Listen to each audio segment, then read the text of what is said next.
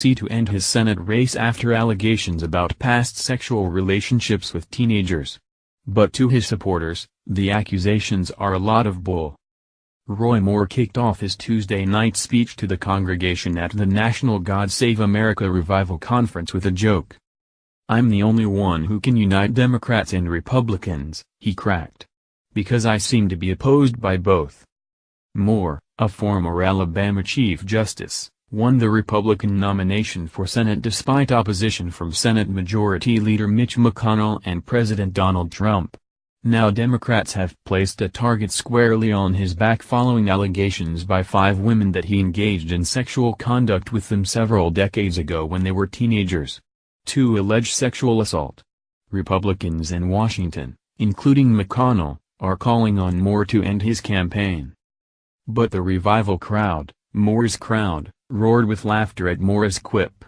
Republicans and Democrats may be united in disliking Moore, but the people sitting in blue and white folding chairs in a church gym here were the fervent supporters who helped him buck political gravity in the primary. To this crowd, which stood to applaud him as he entered before the service, Moore was, as a biographical video that played before his speech proclaimed, a national hero. And the allegations against him were, as attendee Betty Presnell told BuzzFeed News after Moore's address, a lot of bull. Neither Moore nor the pastors who spoke before him shied away from the tumultuous political moment that had filled a church parking lot in the southwest corner of the state with television trucks. One by one, the pastors thanked God for the judge and his presence at the service, despite all the fire he faces, as one pastor put it. "This is nothing new for us, church. We've been lied about," said one pastor. "He's facing attacks that would completely crush most men," said Mike Allison, a pastor from Madison, Alabama, who is a longtime supporter of Moore and introduced him. In Moore's own remarks, he said, "Today, we find out people would rather hear criticisms of a person than look at what he's done for 20, 30, or 40 years.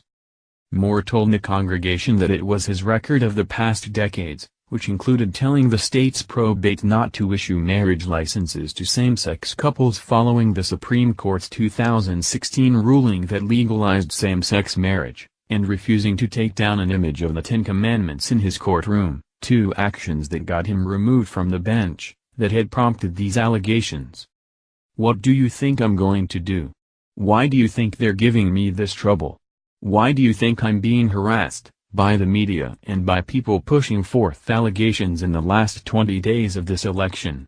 After 40-something years of fighting this battle, I'm now facing allegations. And that's all the press wants to talk about," Moore said. "But I want to talk about the issues. I want to talk about where this country's going. And if we don't come back to God, we're not going anywhere." Moore can seem stiff and uncomfortable at times when speaking. His delivery at a primary debate in September, for instance, was rambling and unfocused. But speaking to this congregation, occasionally flipping over pages of yellow legal paper, Moore appeared at ease.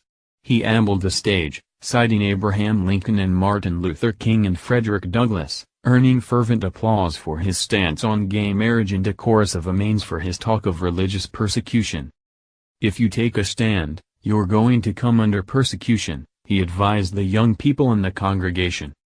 "In homes and schools across the land, it is time for Christians to take a stand," he recited, ending his speech in rhyming couplets. Moore greeted well-wishers as he exited the church following his remarks before hopping in the driver's seat of his car, with his wife in the passenger seat and a shirt in a dry cleaning bag hanging in the back. He did not take any questions from reporters. For the people who exited the church about an hour later, after the sermons had concluded, there were no questions for Moore to answer. Why didn't they bring it up 30 years ago if there was anything to it?